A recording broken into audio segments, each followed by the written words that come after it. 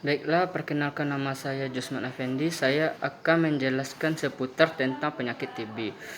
Penyakit tuberkulosis atau TB adalah penyakit menular akibat infeksi bakteri. TBC umumnya menyerang paru-paru, tetapi juga dapat menyerang organ tubuh lain seperti ginjal, tulang belakang, dan otak. Gejala penyakit tuberkulosis antara lain yaitu batuk yang berlangsung lama 3 minggu atau lebih. Kedua, batuk biasanya disertai dengan dahak atau batuk darah, nyeri dada saat bernafas atau batuk, berkeringat di malam hari, hilang nafsu makan, penurunan berat badan, demam dan menggigil atau kelelahan.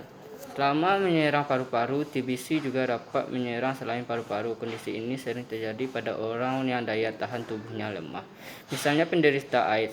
Organ selain paru-paru yang dapat diserang TBC adalah ginjal, usus, otak, atau kelenjar. Berikut ini adalah contoh gejala yang muncul akibat penyakit TBC di luar paru-paru menurut organ yang terkena. Yang pertama adalah pembengkakan kelenjar getah bening bila terkena TBC kelenjar. Yang kedua, kencing berdarah pada TBC ginjal. Yang ketiga, nyeri punggung pada TBC tulang belakang. Yang keempat, sakit kepala dan kejang bila terkena TBC di otak. Yang kelima, sakit perut hebat jika mengalami TBC di usus. Penyebab TBC atau tuberkulosis. Tuberkulosis disebabkan oleh infeksi bakteri Mycobacterium tuberculosis. Bakteri ini menyebar ketika seseorang menghirup percikan ludah atau droplet saat penderita TBC batuk, berbicara, bersin, tertawa, atau bernyanyi. Meski demikian, penularan TBC membutuhkan kontak yang cukup dekat dan cukup lama dengan penderita. Makin lama seseorang berinteraksi dengan penderita TBC, makin tinggi pula risikonya tertular. Oleh sebab itu, penularan lebih sering terjadi pada anggota keluarga yang tinggal serumah dengan penderita TBC. Namun, ada beberapa kelompok yang berisiko tinggi tertular TBC, yaitu yang pertama adalah orang yang tinggal di permukiman kumuh. Yang kedua adalah petugas medis yang sering merawat penderita TBC. Yang ketiga adalah orang lanjut usia atau lansia dan anak-anak. Yang keempat adalah pengguna nafsa. Yang kelima adalah penderita penyakit ginjal stadium lanjut. Yang selanjutnya adalah orang yang mengalami kekurangan gizi, penderita kecanduan alkohol, perokok, orang dengan kekebalan tubuh yang lemah.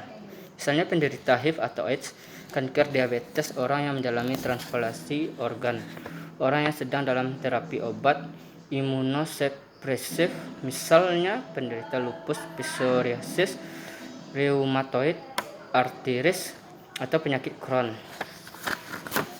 Selanjutnya, pengobatan TBC atau tuberkulosis. Pengobatannya adalah dengan patuh minum obat selama jangka waktu yang dianjurkan oleh dokter. Jika pasien berhenti minum obat sebelum waktu yang disarankan, bakteri TBC berpotensi kebal terhadap obat yang biasa diberikan. Akibatnya, TBC menjadi lebih berbahaya dan akan lebih sulit diobati. Obat yang diminum merupakan kombinasi dari 2 atau 4 obat berikut. Yang pertama adalah isoniazid. Yang kedua adalah rifampicin. Yang ketiga adalah pyrazinamide. Dan keempat adalah etambutol. Obat tersebut harus diminum secara rutin selama 6-9 bulan. Diagnosa TBC.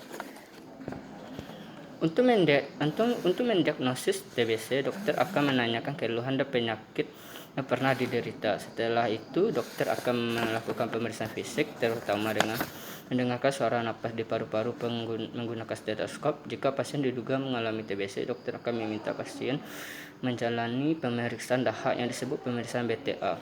Pada kasus TBC pada organ selain paru-paru, pemeriksaan BTA juga dapat dilakukan dengan menggunakan sampel selain dahak. Jika dokter membutuhkan hasil yang lebih spesifik, pasien akan dianjurkan untuk menjalani tes kultur BTA. Tes ini juga menggunakan sampel dahak pasien, tetapi memerlukan waktu yang lebih lama.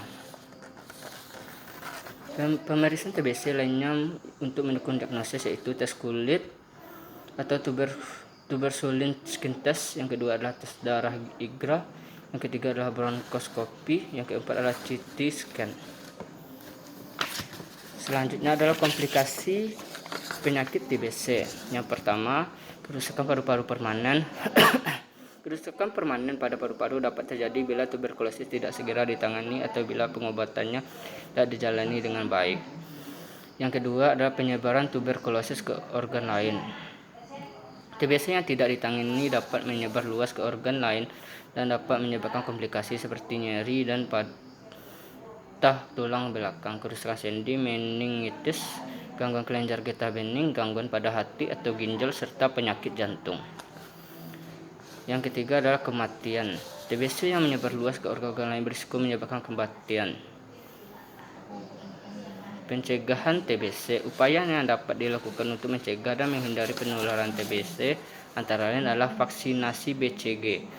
Di Indonesia, vaksinasi BCG atau Bacillus Calmette-Guerin termasuk dalam daftar imunisasi wajib yang diberikan sebelum bayi usia 2 bulan. Bagi yang belum pernah menerima vaksin BCG, dianjurkan untuk menjalani vaksinasi bila ada salah satu anggota keluarga yang menderita TBC. Yang selanjutnya adalah penggunaan masker.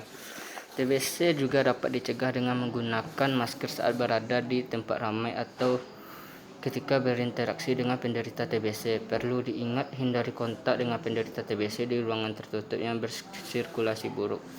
Bagi penderita TBC yang sedang diterapi, TBC masih dapat menular selama sekitar 2 minggu pertama pengobatan. Oleh karena itu, diperlukan langkah pencegahan guna menghindari penularan pada orang yang tinggal di lingkungan penderita. Langkah pencegahan tersebut berupa tutup mulut saat bersin, batuk, dan tertawa.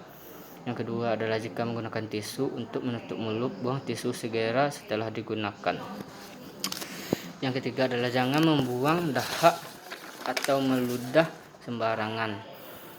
Yang keempat adalah pastikan rumah memiliki sirkulasi udara yang baik, misalnya dengan sering membuka pintu dan jendela.